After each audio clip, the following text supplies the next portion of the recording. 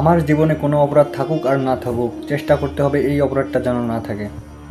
কি এমন এই দুইটা অপরাধ, যে দুইটা অপরাধের কারণে নামাজ, রোজা, হজ, জাকাত সব কিছু বাতিল হয়ে যেতে পারে? চলুন আজকের এই ভিডিওটা থেকে আমরা জেনে নিই এমন কোন অপরাধ আছে যেটা করা থেকে একেবারেই বিরত থাকা উচিত আমাদের। যে আমার জীবনে আমার আমল নামায় অন্য কোনো পাপ অপরাধ থাকুক বা না থাকুক, চেষ্টা করতে হবে কোনোটাই যেন না থাকে। আল্লাহ না করুন যদি কোনো অপরাধ থাকেও, আমার আমল নামা যেন দুটি অপরাধ না থাকে। আল্লাহর জমিনের সবচেয়ে মহা অপরাধ, এই অপরাধটা এরকম যে এই অপরাধটাকে বলা যায় ক্ষমার অযোগ্য। আল্লাহর কাছে যত অপরাধ হতে পারে সকল অপরাধের মধ্যে একটা অপরাধ আছে, যেই অপরাধটা, যেই গুনাহটা, যেই পাপটা আল্লাহ রাব্বুল আলামিন ক্ষমা করবেন না, ঘোষণা করে দিয়েছেন এটা ক্ষমার অযোগ্য।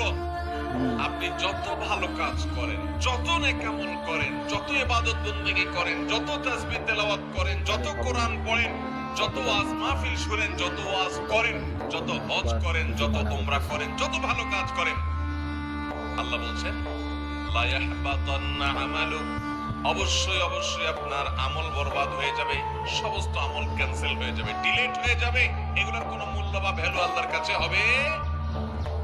সকল যুগের, সকল সমাজের, সকল দেশের, সকল ভাষার, একবারে সে আদম আলাইহিস সালাম থেকে নিয়ে শুরু করে আমাদের নবী মুহাম্মদ সাল্লাল্লাহু আলাইহি সাল্লাম শেষ নবী পর্যন্ত সকল নবী রাসূলদের প্রতি আল্লাহ রাব্বুল আলামিনের একটা কমন ফরমান ছিল, একটা কমন অর্ডার ছিল।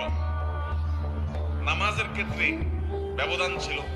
কোন নবী রাসূলের প্রতি আল্লাহ তাআলা 5 ওয়াক্ত নামাজ দিয়েছেন, তো কাউকে 1 ওয়াক্ত হয়তো দিয়েছেন। কারণ নামাজের ধরন একরকম ছিল, আরেকটা আরেক রকম ছিল। কোন নবী রাসূলকে আল্লাহ তাআলা একটা জিনিস ফরজ করেছেন, ওই জিনিসটা হয়তো অন্যদের উপরে ফরজ করেন নাই। কিন্তু এই একটা বিষয়ে আমাদের নবীজি সাল্লাল্লাহু আলাইহি সাল্লামকে আল্লাহ বলেছেন যে আপনার প্রতি আর আপনার আগে যত নবী রাসূল এসেছেন সবার প্রতি আল্লাহর আসমানি একটা কমন অর্ডার ছিল। সেটা কি?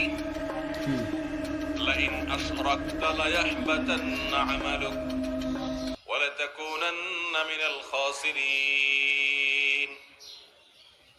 হে রাসূল, কমন যে অর্ডার ছিল সেটা হলো, যদি আল্লাহর সঙ্গে শিরিক করেন, আল্লাহর কোন পার্টনার সাব্যস্ত করেন, তাহলে আপনি যত ভালো কাজ করেন, যত নেক আমল করেন, যত ইবাদত বন্দেগী করেন, যত তাসবিহ তেলাওয়াত করেন, যত কোরআন পড়েন, যত ওয়াজ মাহফিল শুনেন, যত ওয়াজ করেন, যত হজ করেন, যত উমরা করেন, যত ভালো কাজ করেন, আল্লাহ বলছেন লা ইয়াহবাতান্না আমালুক, অবশ্যই অবশ্যই আপনার আমল বরবাদ হয়ে যাবে, সমস্ত আমল ক্যান্সেল হয়ে যাবে, ডিলিট হয়ে যাবে।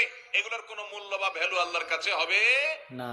ওয়া লাতাকুনান্না মিনাল খাসিরিন। শুধু সেটাই নয়, এরপর ক্ষতিগ্রস্তদের মধ্যে আপনি চলে যাবেন এবং তাদের কাতারে শামিল হয়ে যাবেন। আপনার কোনো আমল আল্লাহর কাছে আর মাকবুল হবে না। ভাইরা আমার, এই আয়াত বলছে শিরক কত বড় অপরাধ, কত জঘন্য অপরাধ। আল্লাহ রাব্বুল আলামিন কোরআনে হাকিমে লোকমান হাকিম নামক আল্লাহর নেককার বান্দা, প্রিয় বান্দা, তিনি তার সন্তানকে কিছু উপদেশ দিয়েছেন। আল্লাহর কাছে এত পছন্দ হয়েছে, কোরআনে সূরা লোকমান নামে একটা আলাদা সূরা আছে।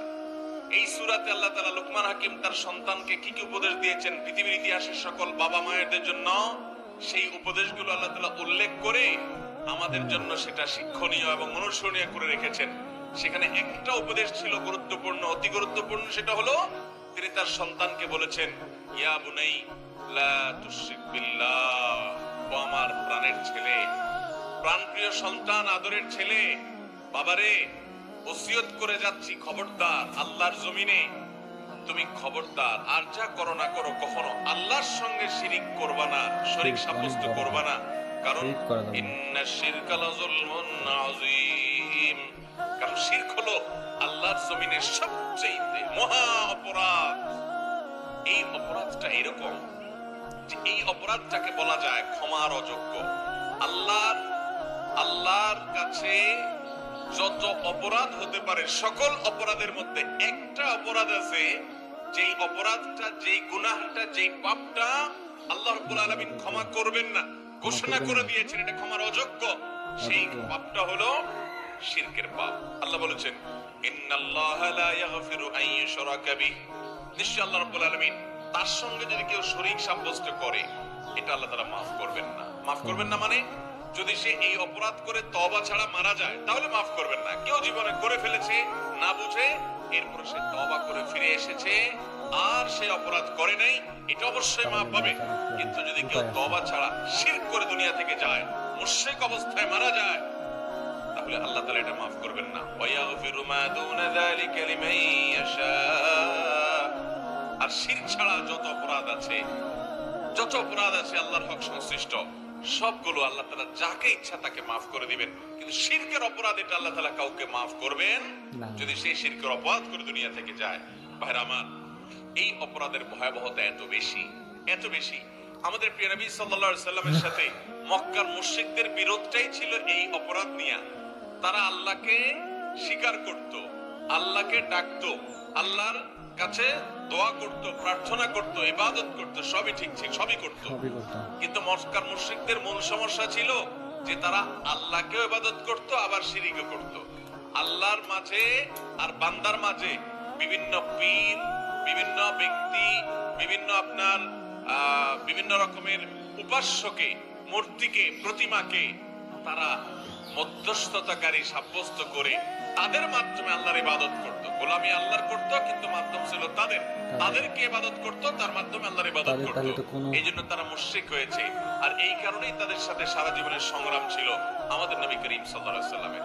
ভাইরা আমার, অন্য সব ধর্মের মানুষের সাথে মুসলমানদের, ঈমানদারদের, তাওহীদবাদীদের, একত্ববাদে বিশ্বাসী মানুষদের অন্যতম প্রধান পার্থক্যই হলো যে ওরা শিরক করে।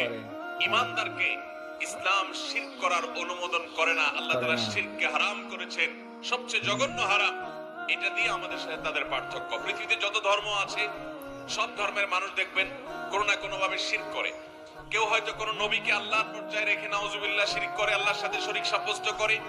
কেউ কোনো আল্লাহর নেককার বান্দাকে, যেমন ইহুদিরা ওজায়েরকে আল্লাহর নেককার বান্দাকে শরীক সাব্যস্ত করে। তারপরে খ্রিস্টানরা ঈসা আলাইহিস সালামকে আল্লাহর পরিবারভুক্ত করে নাউজুবিল্লাহ তারা শরীক সাব্যস্ত করে। এভাবে হিন্দু ধর্মাবলম্বী ভাইরা বোনেরা তারা বহু প্রতিমাকে, বহু উপাস্যকে তারা উপাসনা করে। মুসলমানের সাথে অন্য সব ধর্মের পার্থক্যই হলো এটা, মুসলমানের ইবাদত হবে একত্ববাদী বিশ্বাসী ব্যক্তির ইবাদত। আল্লাহ বলেছেন আবুদুল্লাহ ওয়ালা তুশরিকু বিহি শাইআ, তোমরা আল্লাহর ইবাদত করো আর আল্লাহর সাথে কাউকে শরীক করবা না। অতএব ভাইরা আমার, আমাদের এই সবকটা নিয়ে যেতে হবে আজ, যে আমার জীবনে, আমার আমলনামায় অন্য কোনো পাপ অপরাধ থাকুক বা না থাকুক, চেষ্টা করতে হবে কোনোটাই যেন না থাকে। আল্লাহ না করুন যদি কোনো অপরাধ থাকেও, আমার আমলনামা যেন দুটি অপরাধ না থাকে। তার একটি হলো বান্দার হক, মানুষের পাওনা দেনা, মানুষকে ঠকানো, মানুষের প্রতি জুলুম করা, অবিচার করা, যে কোনো ভাবে মানুষের হক নষ্ট করা, এটা যেন আমলনামায় না থাকে, কারণ এটা আল্লাহ মাফ করবেন না। আর সবচেয়ে বেশি ঈমানদারের জন্য সতর্ক বার্তা হলো শিরকের বিষয়। শিরকের অপরাধ যেন আমার আমলনামায় কোনোভাবে না ওঠে। যদি কোনোভাবে শিরকের আলামত চলে আসে, তওবা করে আল্লাহর কাছে মাপ চেয়ে ওইটাকে ডিলিট করে আমার আমলনামা থেকে পরিচ্ছন্ন করে সামনে এগোতে হবে। আপনি যদি এইভাবে আপনার আমলনামাকে এই অপরাধ থেকে পরিচ্ছন্ন রেখে, মুক্ত রেখে এগিয়ে যেতে পারেন, ইনশাআল্লাহ আপনার আখিরাতের বাকি যাত্রা সহজ হবে। এই ভিডিওটা থেকে আমরা জানতে পারলাম যে আল্লাহর সঙ্গে কাউকে শিরিক করা কোনোভাবেই যাবে না, না হলে আমাদের সমস্ত আমল, সমস্ত সওয়াব সব বৃথা হয়ে যাবে, সব কিছু পানিতে মিশে যাবে। আর কোনো ব্যক্তির অংশ, হক মেরে খাওয়া যাবে না। তাহলে ভিডিওটা যদি ভালো লেগে থাকে তাহলে চ্যানেলটাকে অবশ্যই সাবস্ক্রাইব করবেন, এমনি আরও ভিডিও আনবো। আর আমি জানি আপনাদেরকে ভিডিও সাইটে আমাকে দেখতে ভালো লাগে না, কিন্তু কিছু করার নেই, ইউটিউবের কিছু গাইডলাইন্সের কারণে আমাকে এটা করতে হয়। তো একটু সহ্য করেন, কিছুদিনের ব্যাপার, পরে ইনশাল্লাহ আমাকে আর দেখতে পাবেন না, শুধু ওয়াজ শুনবেন।